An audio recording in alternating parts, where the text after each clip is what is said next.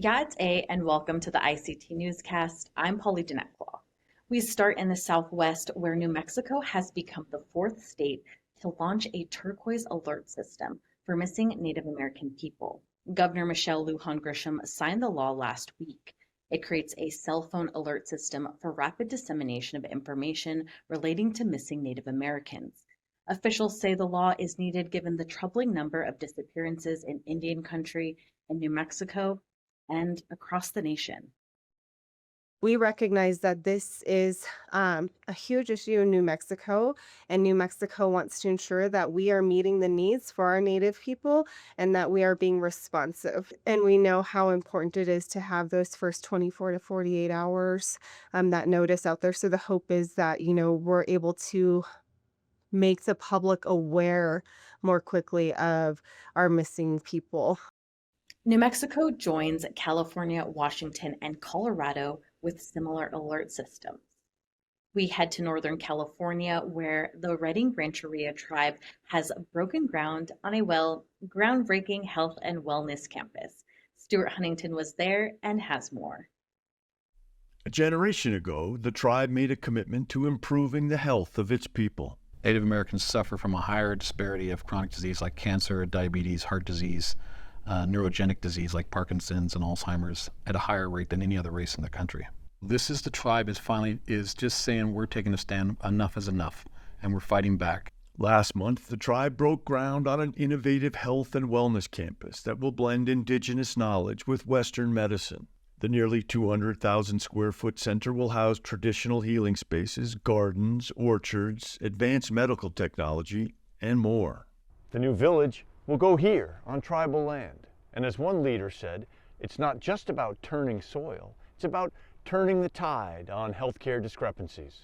The healthcare system in the United States is failing us as a people. It doesn't recognize us, it doesn't see us, it doesn't treat us the way that we should be treated. And this is a revolution in care. It's just complete changing the way healthcare is being delivered to people.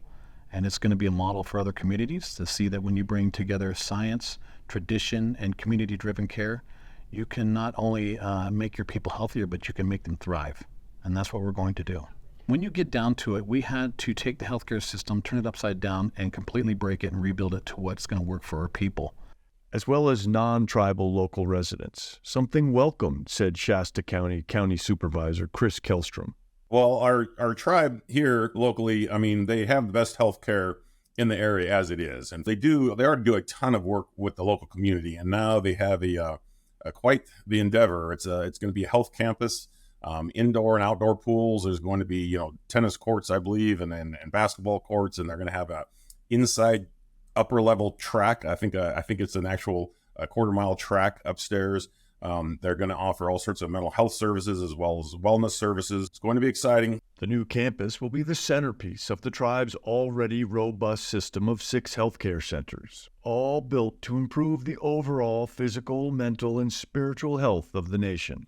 We need to get back to nutrition, exercise, and preventative care, and that's what we've learned. If we are case managing you with diabetes, then we failed you as an institution. We should have never let you get diabetes in the first place. We should have prevented that.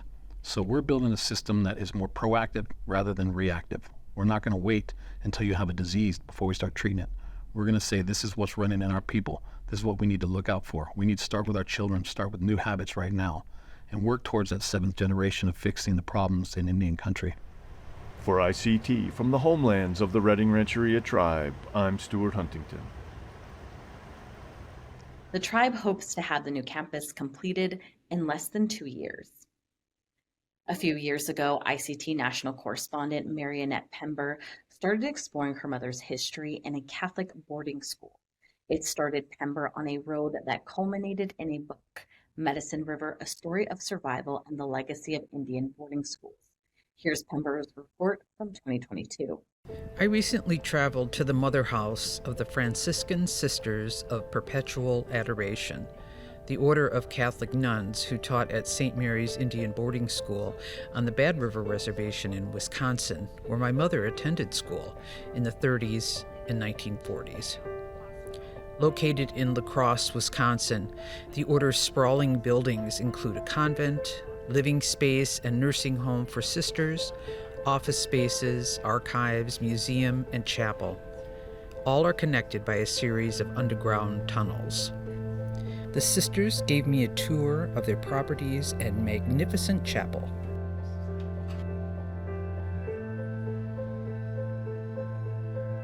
This inlay is mother of pearl. Mother of pearl, and this is all marble. The altars are marble. Carrara marble from Italy.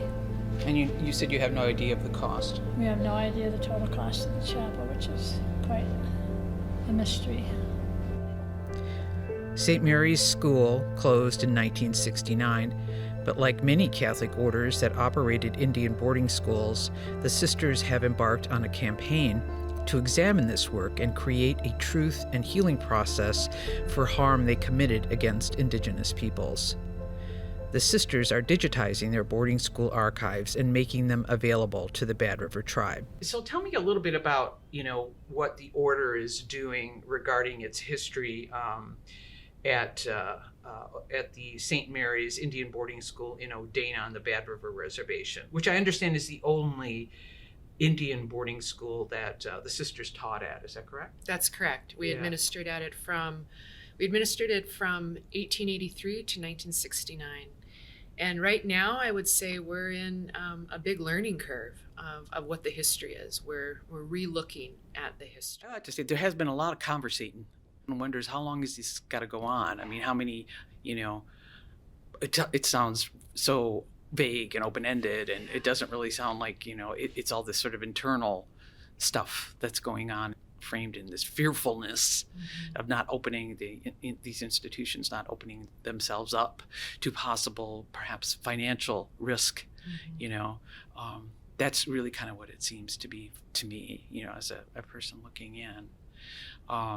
So it doesn't seem to be moving very quickly, and that I think a lot of people find that really disappointing. People who have been living their entire lives in this reality, their perspective is understandably different than people who are just saying after 2 years, wait a minute, there's a problem here? And you're right, it's been a long time in coming. Mary, this is particularly for you. This is personal, because the story of your mother and your grandmother, as you've shared it with the world, you've also shared it with me.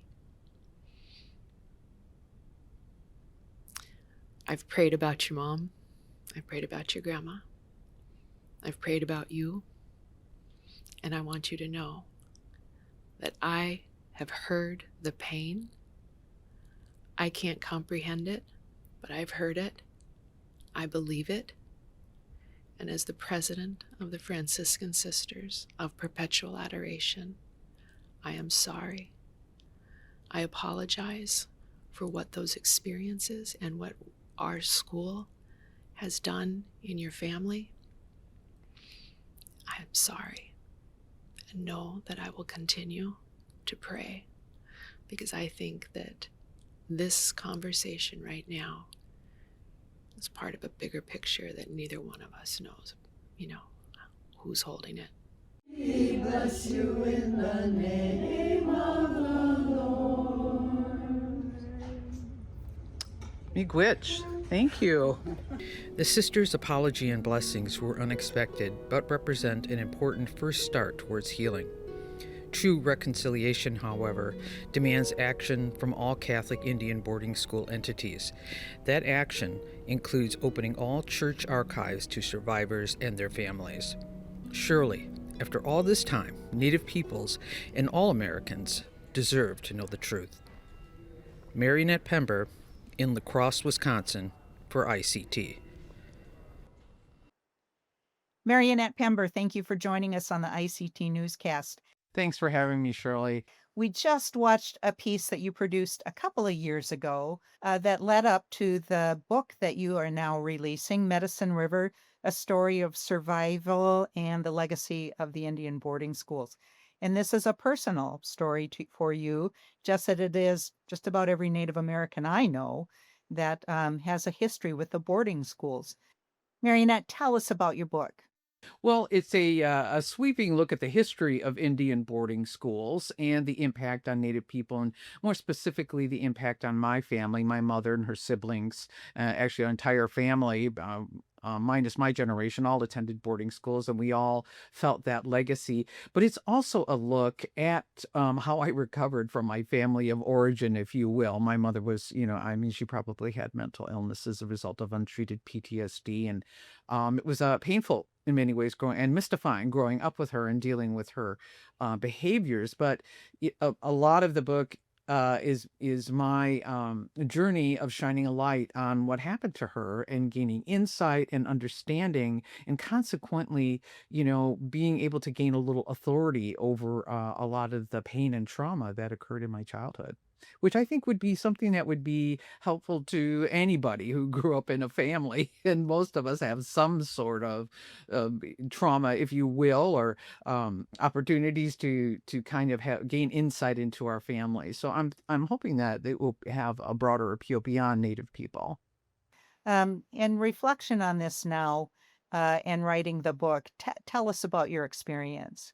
Yes, I mean, I feel like I've been writing Medicine River since I could learn to speak. My mother would tell me the stories about, she called it, was St. Mary's. I think it was held at the originally called St. Mary's Indian Industrial Training School on the Bad River Reservation in Wisconsin. But she would tell me, they called it the sister school, and she would tell me sister school stories. Those were my bedtime stories. Were they good bedtime stories? She often would sort of, leave out some of the real painful stuff, and she would always sort of make herself the victor. It was always sort of, it was like the Hays Code of the motion picture industry. She always triumphed, if you will, at the end. However, she would tell me some of the real painful details too. You did a lot of research on this for this book. Were there things that surprised you? Yeah, a whole lot of things. The role that eugenics played in the way that the federal government viewed Native Americans and viewed all people of color, and like anybody who was disabled or special needs.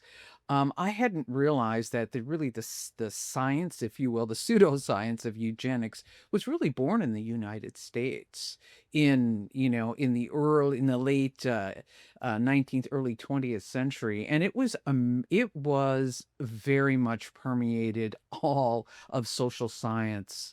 They felt it was sort of, an outgrowth of Darwin's view of, survival of the fittest, but they, began to attach this sort of racial and biological inferiorities to it. That, for instance, for many years, people's proclivity or high rates of tuberculosis were tied to what was felt to be the biological inferiority of Native people. In fact, in Canada, they even constructed a separate kind of TB they called Indian TB.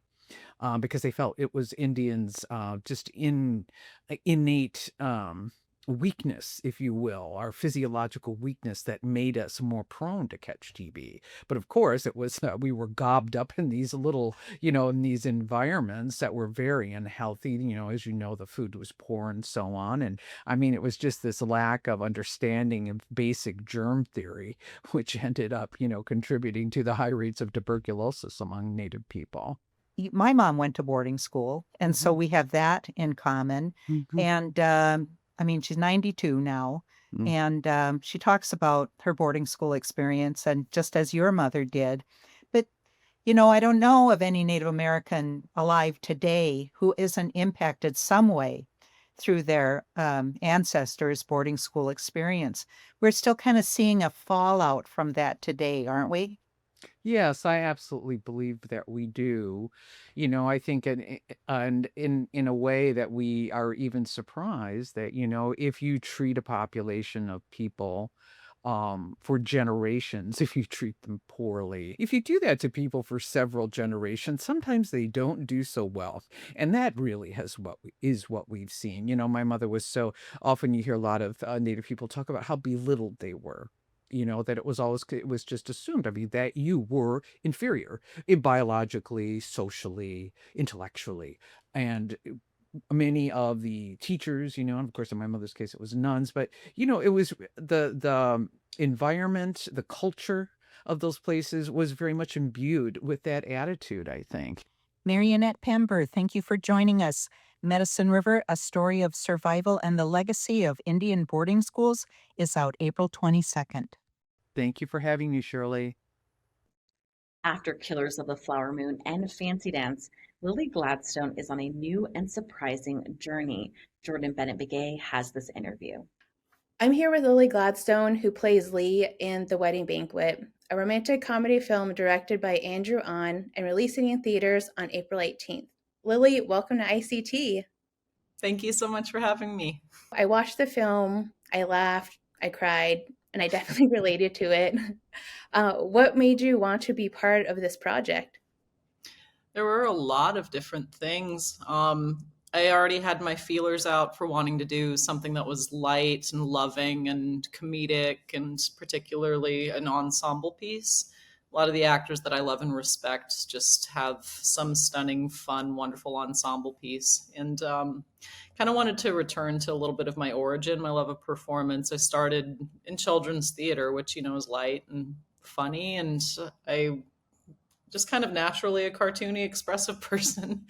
So I felt like I really wanted to do something, particularly after, having a couple of years of promoting films and making films that deal with incredibly important issues, but heavy, missing murdered Indigenous women, issues with ICWA and holding on to your kids, and through, I'm speaking of Fancy Dance in that way. No, you make a great point there, because you did do a lot of work that, focus on heavy films and really important issues. Was there a different approach this time around for this romantic comedy for you? We had such an accelerated process. It was only 4 weeks of shooting. I had just served on the jury at Cannes Film Festival, so I flew in from France and landed in Vancouver, went to the first meeting, the cast dinner, where everybody got to say hi to each other for the first time in person, and then had the weekend to settle in, and then we were filming on Monday. So we didn't have really a whole lot of lead-in time.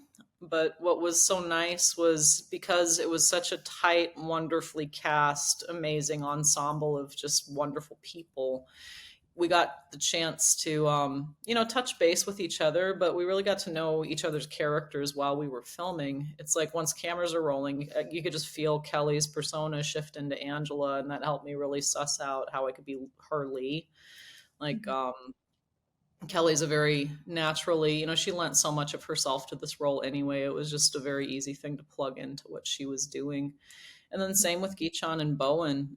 We just naturally have our own rapport, the four of us, outside of playing these four characters, but something about being, especially in the home together and having these dynamics, we just snapped in, and it was really, there were nerves about it for different reasons, I guess, because of that.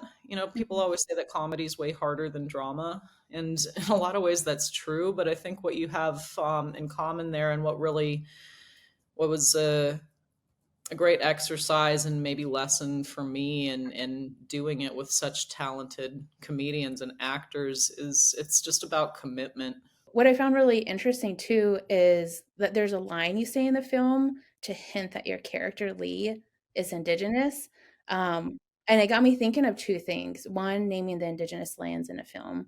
And then two, this character being Native, but not exclusively Native, because the film focuses on other parts of Lee's experience and identity, which is essentially a queer Native person who is human and who wants to be a mother. The first conversation we had after I read the script was thinking about, really seizing that opportunity, because Lee was originally named Liz. And so when I read Liz as a character, there was nothing about her that really specified her ethnicity, her culture, anything about her. And I used it so much last year. It's a good line. Danny DeVito says, any role he plays, they're all going to be short. So I like borrowing that. It's, there's not, I wouldn't call it pressure to indigenize characters that are not Indigenous when they're offered, but it feels like an opportunity. And because so much of the story has these deep undercurrents and conversations, about gentrification, about culture, about identity, and just my experience spending so much of my life in Seattle and so much of my life living in Duwamish lands and Suquamish, Muckleshoot, Tulalip, being a Plains Indian coming to a coastal setting, it's you kind of get a sense of the neighborhoods where all the natives are. So we decided that the family would live in Ballard, right uphill from one of the more prominent Duwamish longhouses that had been burned down during colonization. So when I was talking to Andrew about specifying, there were a couple things I wanted to clarify for myself, because Lee very much wants her own child. It's her egg and a donor. And so for me, it's like, what would be a driving force behind that over choosing to adopt a child, for example? And for me, it was about that continuity of lineage. And then also, what drives the stakes up higher to hold on to this house? And I think a lot of people, Native people, can probably relate to that, because it does address, this film does address too, the challenges for, I guess I would say, older millennials, and the accessibility of in vitro fertilization, and just the challenges of creating a family. I mean, is there anything that went through your mind in trying to, I guess, create that on set? I think that was maybe the biggest hesitation I had about accepting the role, is because that journey, I don't know that it's something that I personally as Lily would ever go through. If I choose motherhood and it's a struggle biologically, I've had it in my mind and my heart since I was a teenager that I would adopt. I wanted to be really respectful and careful about the journey of IVF, because it's such a personal choice that a woman makes about her family and her body, and it's so stigmatized that I didn't want to wade into waters where I had no business, So you never want to walk into a character feeling like you're going to fall short of something so sensitive that means so much to so many people.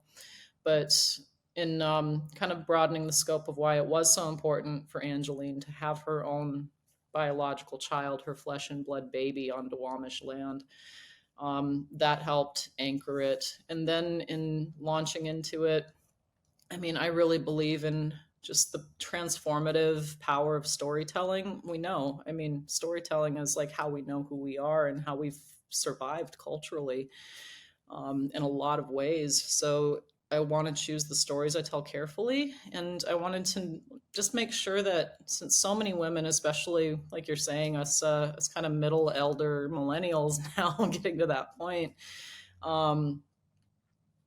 I wanted to put something that like somatically would be a gift to women struggling with the same thing. You want to impart that feeling that you can just feel in your belly, you can feel in your heart, of warmth and hope.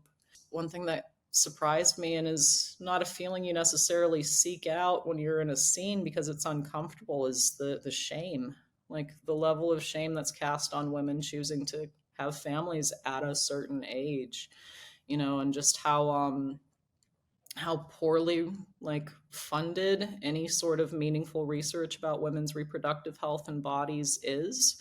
So how much stigma a Western medicine system like you operate within. My own mother struggled with fertility before she had me. She lost a child before I was born. And it actually, another little meant to be thing, beyond the script being such a beautiful story, and beyond loving Andrew as a filmmaker, beyond it being a romantic comedy that I wanted to include in my wheelhouse, Bowen Yang was the only actor attached to it at the time.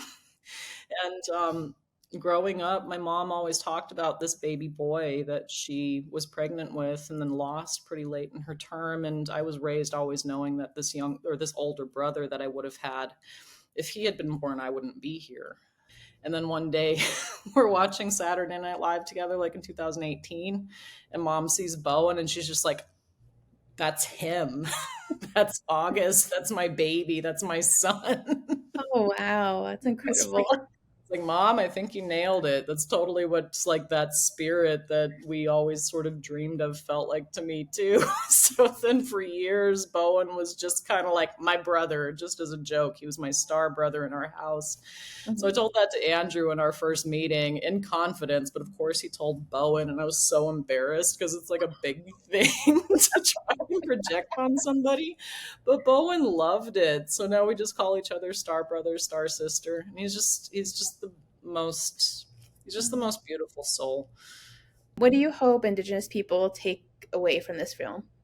That we belong everywhere. You know, we belong in our ancestral lands, even if the government's trying to push you out of it and telling you have no claim to it. We belong in every genre of film. We belong in any family that we choose to make for ourselves, and however that looks for us.